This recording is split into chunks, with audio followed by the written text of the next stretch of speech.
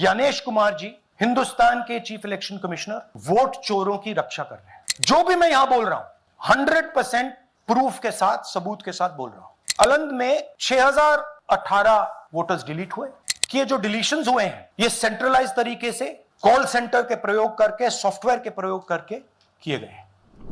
नमस्कार साथियों, मेरा नाम है दिव्यांश दीक्षित और स्वागत करता हूं मैं आप सभी का तर्कवाद शो के एक नए एपिसोड में।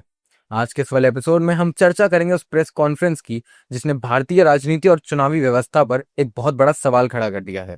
18 सितंबर 2025 को सुबह 10 बजे कांग्रेस सांसद राहुल गांधी ने नई दिल्ली के इंदिरा भवन ऑडिटोरियम में एक विशेष प्रेस कॉन्फ्रेंस की। इस प्रेस कॉन्फ्रेंस में उन्होंने सीधे सीधे आरोप लगाया कि भारत में वोट चोरी हो रही है। उनका दावा है कि ये एक आइसोलेटेड घटना नहीं बल्कि एक सिस्टमैटिक और ऑर्गेनाइज्ड कॉन्स्पिरेसी है जिसमें लाखों जेन्युइन वोटर्स को वोटर लिस्ट से हटाया जा रहा है।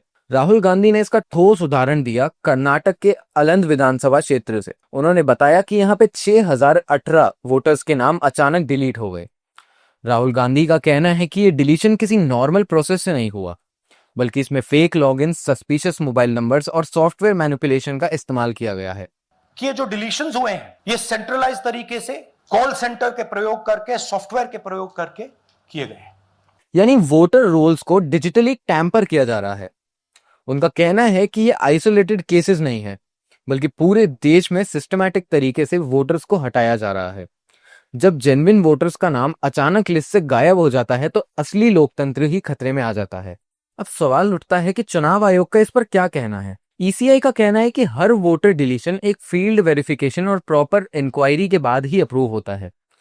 उनका दावा है कि बिना ग्राउंड वेरिफिकेशन के किसी का नाम हटाया जा ही नहीं सकता।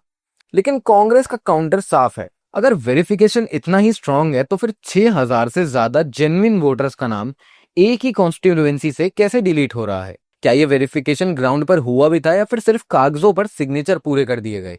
ईसीआई का कहना है कि अगर किसी वोटर का नाम गलती से हट भी जाता है तो वो आसानी से वोटर लिस्ट में दोबारा जुड़वा सकता है।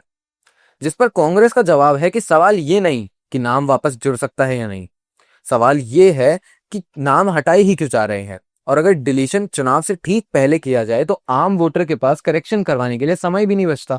चुनाव आयोग ने कांग्रेस के आरोपों को फैक्चुअली इनकरेक्ट और बेसलेस बताया।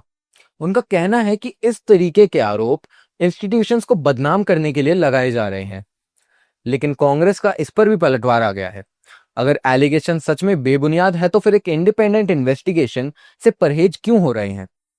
अगर सब कुछ साफ सुथरा है तो इंक्वायरी से डर कैसा? ईसीआई का दावा है कि voter list updates secure system से होते हैं और किसी तरीके से डिजिटल मैनिपुलेशन संभव ही नहीं है। राहुल गांधी ने इस पर सीधा सवाल उठाया कि अगर सिस्टम फुल प्रूफ है तो फेक लॉगिन्स और बाहर के मोबाइल नंबर से डिलीशंस अप्रूव कैसे हुए? उन्होंने प्रेस कॉन्फ्रेंस में कुछ टेक्निकल सबूत और डेटा भी दिखाए। फाइलिंग ऑटोमेटिकली ऑनलाइन हो रही है। मोबाइल नंबर्स कर्नाटक के नहीं यूज हो रहे, मोबाइल नंबर्स दूसरी स्टेट्स के यूज हो रहे हैं और टारगेट करके कांग्रेस वोटर्स को डिलीट किया गया। अब एक और बड़ा सवाल, क्या बार बार इंस्टीट्यूशंस पर ऐसे आरोप लगाने से उन्हें कमजोर कर दिया जाता है?